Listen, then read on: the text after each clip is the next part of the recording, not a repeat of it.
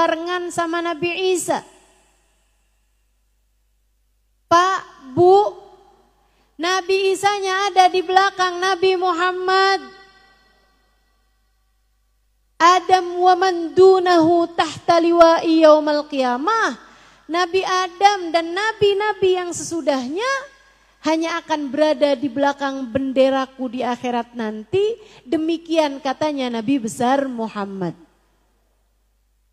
Jadi di akhirat itu cuma dua kelompok. Kelompok yang barengan sama Nabi Muhammad dan mereka adalah orang-orang yang beruntung. Dan kelompok yang gak barengan sama Nabi Muhammad dan mereka adalah orang-orang yang celaka. Orang-orang yang hancur. Orang-orang yang tidak dapat jatah, tidak dapat karunia untuk bersama dengan Nabi besar Muhammad.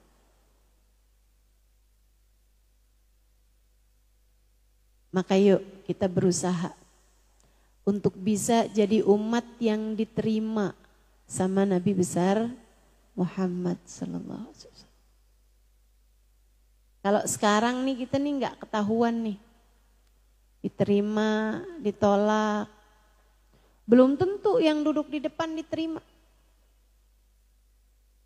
Belum tentu yang duduk di belakang diterima. Belum tentu yang duduk di belakang ditolak. Belum tentu juga yang duduk di depan ditolak. Kita semua masih belum tentu. Kapan ketahuannya? Saat nanti ajal datang menjemputmu.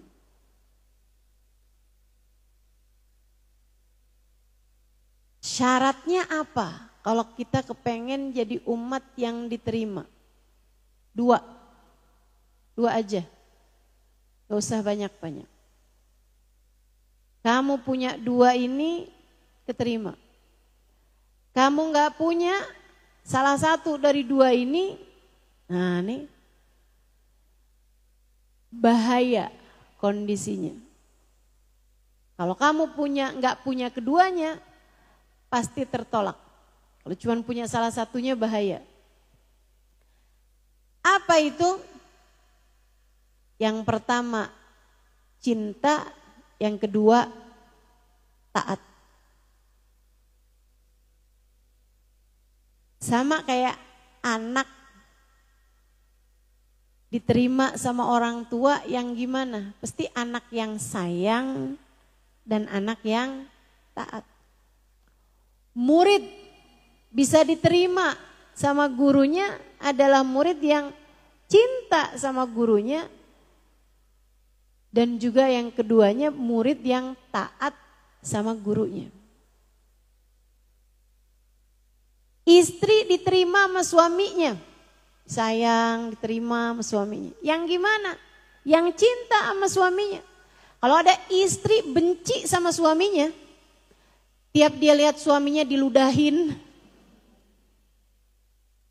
Tiap dia lihat suaminya dia marah-marah. Kira-kira istri tersebut diterima apa enggak? Enggak, tentu aja. Sama yang keduanya istri yang taat. Kalau tiap suaminya ngomong apa aja, istri tersebut enggak mau taat, lama-lama kan suaminya males juga ngadepinnya. Demikian pula dengan baginda kita Nabi besar. Pengen jadi umat yang diterima, biar di akhirat nanti gabung ada dalam rombongannya Nabi Muhammad. Keselamatan bagi mereka yang bersama dengan Nabi Muhammad. Allah tuliskan dalam Al-Quran. A'udzu billahi minasyaitonir rajim. Yauma la yukhzillahu an-nabi walladzina amanu ma'ahu nuruhum yas'a baina aydihim wa biaymanihim. Kata Allah, yauma la yukhzillahu an-nabi. Nanti di akhirat Allah tidak akan pernah mengecewakan Nabi Muhammad. Nabi itu jangankan disiksa, jangankan dibuat susah, dikecewakan aja enggak. Dikecewakan aja enggak? Ini banyak nih sekarang nih para istri yang merasa kecewa sama suaminya.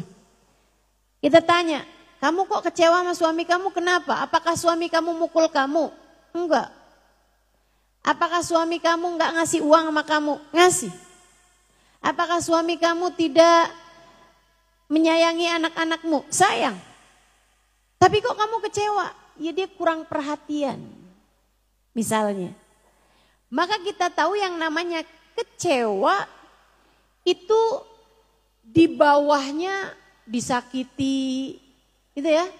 Di bawahnya tidak diberi gitu. Baru kecewa. Allah itu teman-teman saya sekalian.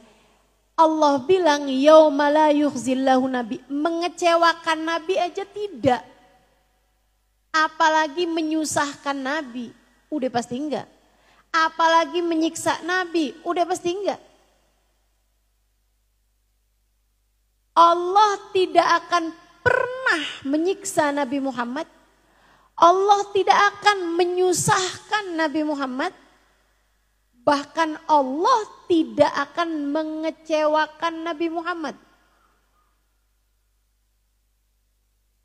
Saudaraku sekalian yang saya muliakan, Nabi Muhammad akan selalu berada dalam keadaan yang nyaman, enak, bahagia, dimanapun saja Nabi Muhammad berada. Itu janji Allah Subhanahu wa Ta'ala untuk akhiratnya Nabi kita Muhammad sallallahu alaihi wasallam. Nabi ada di mahsyar, Nabi yang paling enak tempatnya. Nabi saat lewat jembatan, Nabi paling enak tempatnya. Nabi masuk surga, di surga yang paling enak tempatnya. Terus begitu. Janji Allah kepada baginda kita Nabi besar Muhammad. La yukhzillahu nabi. Allah enggak akan pernah kecewakan Nabi Muhammad. Walladzina amanu ma'ahu. Yang tidak akan dikecewakan Allah bukan hanya Nabi Muhammad, tapi semua orang yang beriman dan bersama dengan Nabi Muhammad. Beriman aja enggak cukup. Harus yang bersama dengan Nabi Muhammad. Teman-teman saya sekalian, beriman aja gak cukup. Harus yang bersama dengan Nabi Muhammad. Maka kalau kamu di akhirat nanti bisa bersama dengan Nabi Muhammad. Masuk dalam rombongan Nabi Muhammad. Ada di belakang Nabi Muhammad, maka kamu akan menjadi orang-orang yang tidak akan dikecewakan Allah. Gak akan disiksa, gak akan disusahin, gak akan dibikin malu. Bu, Kak, Dek. Akhirat ini gak ada siapapun bisa kabur loh. Saya gak bisa kabur dari akhirat. Kamu juga gak bisa kabur. Amal ditimbang pasti. Dipertontonkan apa yang kamu lakukan dari balik sampai mati. Pasti. Dihisab, dipertanyakan setiap menit demi menit yang kamu lakukan di atas muka bumi, pasti. Lewat di atas jembatan, pasti. Apakah akan menjadi calon penghuni surga? Ataukah akan menjadi calon penghuni neraka? Na'udzubillah min dzalik. Menjadi salah satu dari dua kelompok orang itu juga pasti. Pasti. Sementara ini kita sekarang ini kondisi kita, dosa kita kerjain. Dapat ampunan Allah belum tentu. Kedurhakaan kadang kita kerjain juga. Apakah orang-orang yang pernah kita durhakai memaafkan kita? Belum tentu. Kejahatan kepada orang lain dari ngomongin orang, dari ngadu domba, dari bohong, pasti. Apakah semuanya memaafkan kita sebelum kita mati? Belum tentu. Bukankah ternyata kalau kita pikirkan secara adil, apakah akhirat kita selamat atau tidak? Belum tentu. Kayaknya kalau main hitung-hitungan begitu, selamatnya susah nih. Tapi Allah kasih kepada kita sebuah jalan indah. Allah janji, yauma la yukhzillahun nabi. Di akhirat nanti Allah tidak akan mengecewakan Nabi Muhammad. Walladzina amanu ma'ahu, dan orang-orang beriman yang bersama dengan Nabi Muhammad. Maka jika kamu termasuk di antara orang-orang yang bersama dengan Nabi Muhammad, yang diterima oleh Nabi Muhammad sebagai umatnya, dapat dipastikan bahwa di akhirat nanti kita akan selamat. Syaratnya bersama dengan Nabi besar Muhammad. Orang yang bersama dengan Nabi Muhammad itu dimanapun posisinya, dimanapun keadaannya, selalu menyenangkan. Karena Nabi Muhammad itu Allah janjikan segala yang terindah untuknya. Maka di padang mahsyar, di saat jarak matahari didekatkan di atas kepala, tersisa panasnya tapi hilang cahayanya. Jadi di padang mahsyar itu gelap, temaram, tapi panas. Sampai sebagian ada yang kebanjiran keringatnya sendiri. Bahkan tenggelam dengan keringatnya sendiri. Kecuali orang-orang yang bersama dengan Nabi Muhammad.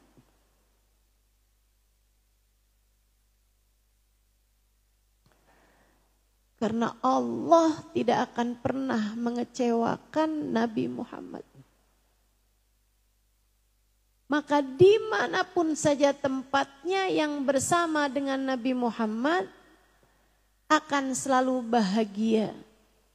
Menjadi orang yang dinaungi di bawah naungan arsy di saat tidak ada naungan selain naungannya. Jadi masalahnya sekarang kita tinggal gimana caranya nih biar bisa masuk dalam rombongan. Gimana caranya? Biar jangan ada siapapun di antara kita yang diusir dari rombongan.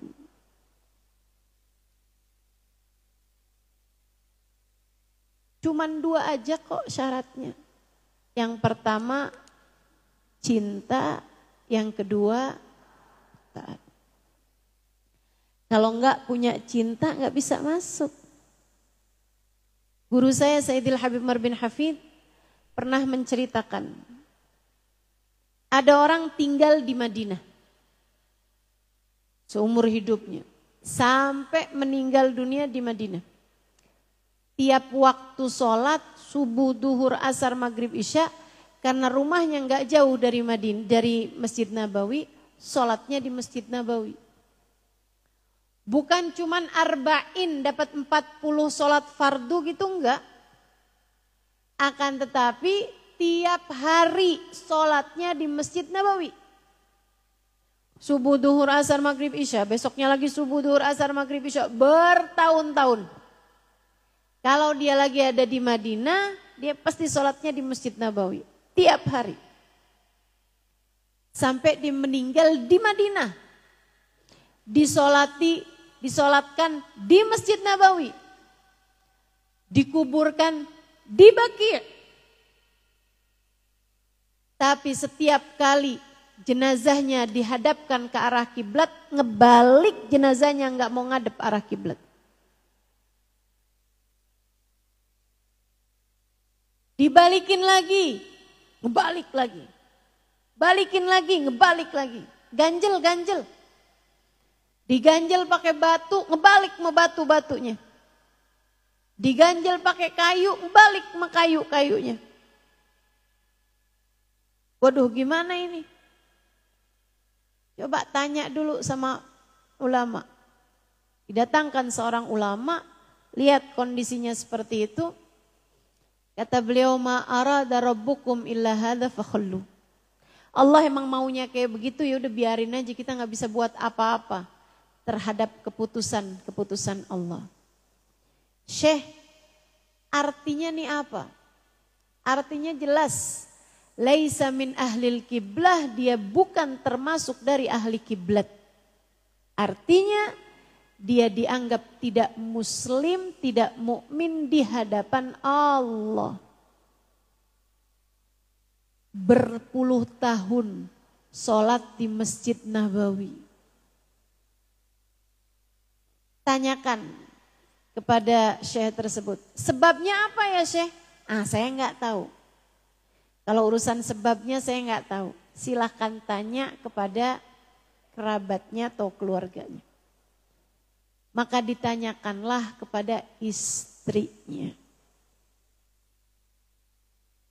Istrinya jawab, suami saya sholat rajin, ibadah yang lain rajin, sedekah iya juga, pergi haji bolak-balik, pergi umroh bolak-balik. Suami saya orang yang sangat menjaga aturan Allah. Minum khamr gimana Bu? Enggak pernah. Main perempuan enggak pernah. Dia sangat istiqomah dalam ibadahnya, lurus. Apa Bu yang mungkin lain dari suamimu ini? Sang ibu tersebut menjawab, suami saya tiap hari sholat di Masjid Nabawi, tidak sekalipun berziarah kepada Nabi besar Muhammad.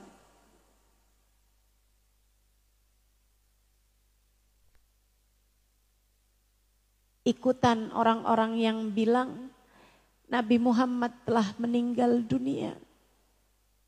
Nabi Muhammad manusia biasa sudah meninggal dunia. Ia sudah tak ada lagi kaitannya dengan kita yang hidup di atas muka bumi ini. Hati-hati. Karena yang Allah lihat dari kita adalah hati. Salatmu, sedekahmu, tanpa rasa cinta kepada sang Nabi hanya akan membuatmu semakin jauh dari Allah Subhanahu wa ta'ala. Bukankah kita nggak ngerti sholat, nggak ngerti zakat, nggak ngerti puasa, nggak ngerti haji kalau tidak karena Nabi?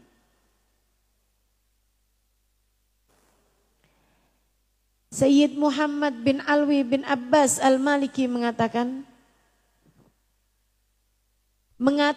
bahwa Nabi Muhammad sudah mati, tidak ada lagi yang tersisa di atas muka bumi, sama seperti mengatakan bahwa matahari sudah tidak terbit lagi di atas muka bumi ini. Padahal kenyataannya selagi masih ada langit dan bumi, matahari pasti akan terbit lagi. Demikian pula dengan Nabi kita Muhammad. Selama masih ada umat Islam, selama masih ada umatnya, maka Nabi Muhammad sallallahu alaihi wasallam akan senantiasa menjaga umatnya, akan senantiasa memberi syafaat pada umatnya. Jasadnya memang betul telah bersemayam di Raudhah Asy-Syarifah di Madinah sana.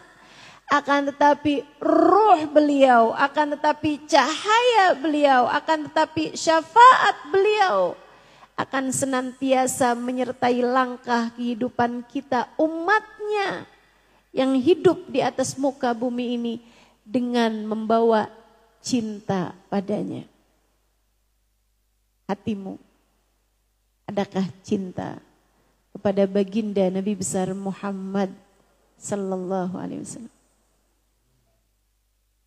Karena biar kata sholatnya rapi, ibadahnya rapi, auratnya tertutup rapi, hati enggak punya rasa cinta kepada Nabi, bagaimana mungkin kamu akan diterima sebagai umatnya jika bahkan kamu tidak mencintainya?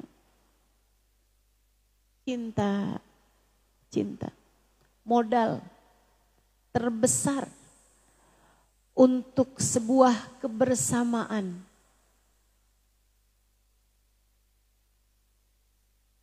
Saya sering sampaikan, buat cinta nggak perlu jumpa, tapi buat jumpa harus ada cinta. Nggak bisa jumpa kita sama Nabi Muhammad kalau nggak punya rasa cinta kepada Nabi Muhammad. Dan itulah modal besar yang dimiliki oleh para sahabat-sahabat Nabi Muhammad, juga oleh para ulama-ulama sepanjang zaman. Saudariku sekalian yang saya muliakan, para sahabat itu mereka hidup di atas muka bumi bersama dengan Nabi Muhammad. Yang mereka andalkan adalah cinta kepada Nabi. Saudara sekalian, pernah satu waktu Nabi Muhammad sedang khutbah di masjid. Nabi cerita-cerita tentang hari kiamat. Nabi cerita nanti di hari kiamat begini, matahari jaraknya didekatkan dan seterusnya. Ada seorang A'rabi. A'rabi itu orang dari gunung, orang dusun, orang gunung, orang udik. Istilah kita. Dia di tengah khutbah gitu angkat tangan. Ya Rasulullah, mata sa'ah.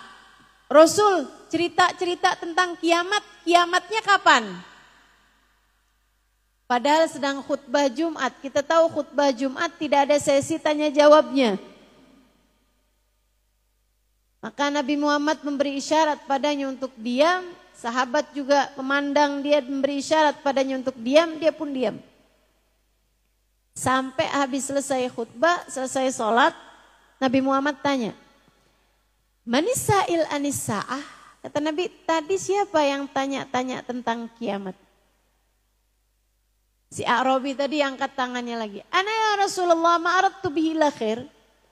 Saya Rasul, tujuan saya tanya kiamat emang pengen ngerti aja. Tujuan saya baik kok, cuman pengen tahu kapan tuh kiamatnya. Nabi balik tanya, Mada a'tadta laha? Kata Nabi, kamu tanya-tanya tentang kiamat kapan? Memangnya udah punya persiapan apa? Dijawab sama dia. Ma'adattu laha bikathratis shalah wala bikathratis siyam ghaira anni uhibbuka ya Rasulullah. Saya enggak punya sholat sunnah banyak. Sholat wajib enggak ditinggal. Tapi sholat sunnah banyak enggak punya. Wala bikathratis siyam, saya enggak punya puasa sunnah banyak. Puasa wajib enggak ditinggal. Puasa sunnah juga ada tapi sedikit.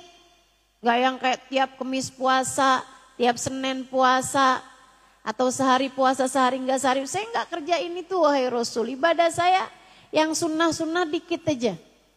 Saya enggak punya sholat sunnah banyak. Kayak ratusan rokaat, apalagi ribuan rokaat. Saya enggak punya Rasul. Yang wajib saya enggak tinggal. Yang sunnah juga punya tapi sedikit. Cuman punya sholat duha berapa rokaat. Cuman punya tahajud berapa rokaat. Sholat witir berapa rokaat gitu.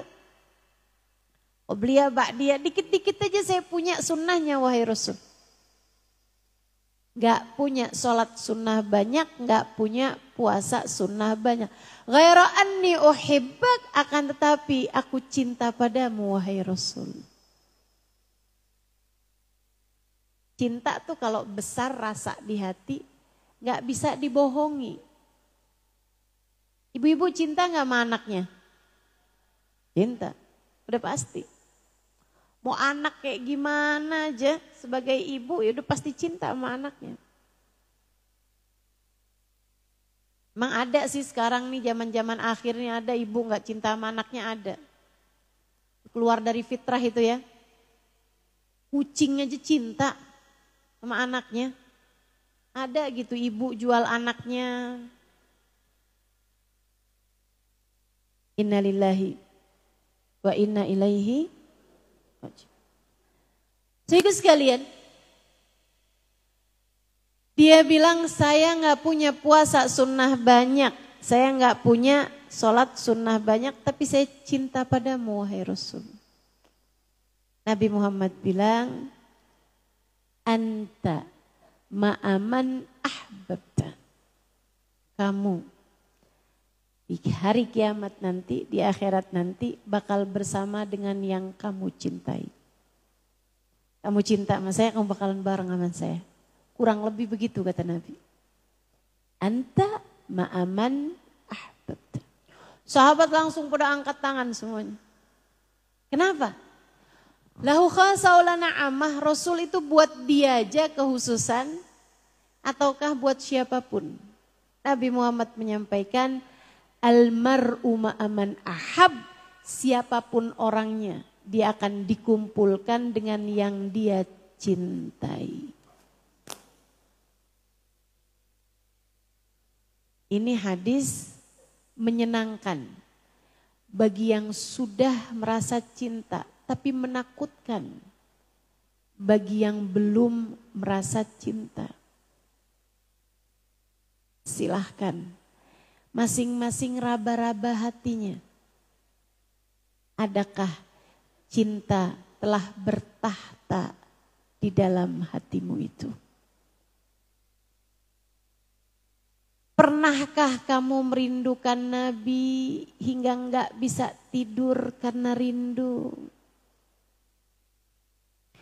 Pernahkah kamu menyebut-nyebut nama Nabi sampai berlinangan air matamu? Pernahkah kamu mendengarkan kisah Nabi kemudian hatimu berdegup kencang meminta kepada Allah, ya Allah saya pengen sekali jumpa dengan Nabi Muhammad? Ataukah kamu adalah seseorang yang diceritakan tentang Nabi gak terlalu menarik bagi hatimu? Kamu lebih suka diceritakan tentang calon presiden, calon legislatif, pejabat-pejabat yang ada di televisi, atau bahkan artis-artis yang biasa kamu lihat di TV. Cinta, teman-teman saudaraku sekalian, cinta. Kamu, bagaimana Nabi Muhammad kepadamu? Apakah beliau berkenan menerimamu atau tidak? Tergantung dari bagaimana kamu kepada Nabi Muhammad. Apakah kamu telah menerima Nabi Muhammad sebagai nabimu seutuhnya? Apakah kamu telah menerima Nabi Muhammad sebagai juru selamatmu di atas muka bumi ini, apakah kamu sudah menerima? Nabi Muhammad sebagai hakim, pemutus bagi kehidupanmu di atas muka bumi ini.